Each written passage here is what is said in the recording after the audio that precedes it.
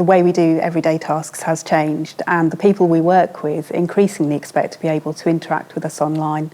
The Liquidlogic Portal product enables us to do that.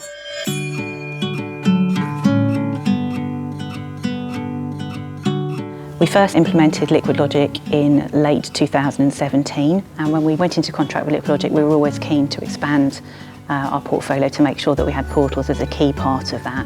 On the children's side, we went live with children's portals at the end of 2019, and we chose to focus on the areas of our in-house foster carers, of which we have 400.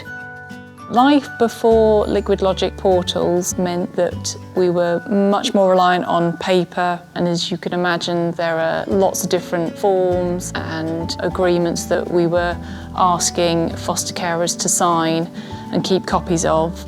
We'd then have to come back to the office.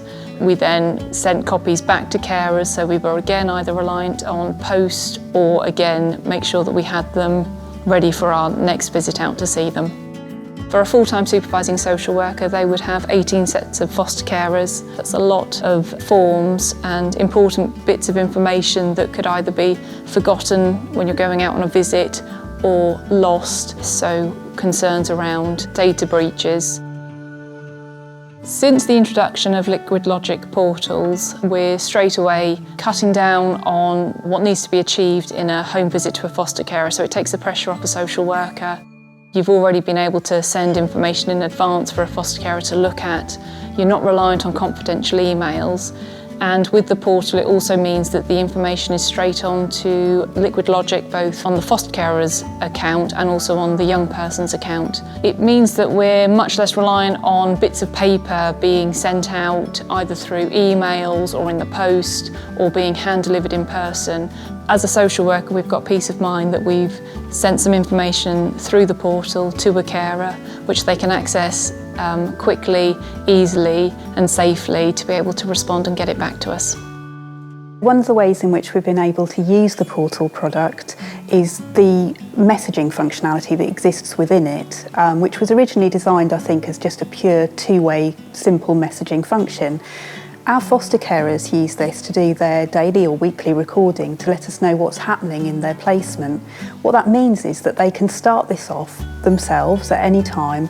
It's quick and easy, and not only that, it comes straight into the main application, but also copies into case notes. So anyone with access to that child's record can see what's been happening in the placement, and important changes have been made as a result of some of these recordings.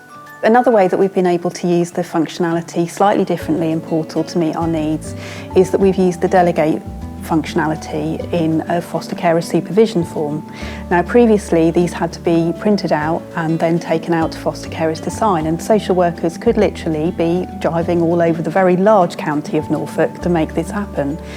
What we now do is we have a declaration section at the end of the form that the foster carer simply has to tick a box to say whether or not they agree with the comments and can add their own comments and then return the form to us directly into the main application. This saves a huge amount of time for both workers and carers themselves. It's very much been a collaborative journey for us, partnering with Liquidlogic. Liquidlogic Portal isn't an off-the-shelf solution. Over time, we have adapted it and configured it to really make it work for us. It isn't one size fits all. It's a much more flexible and powerful solution, and that's why it works so well for us.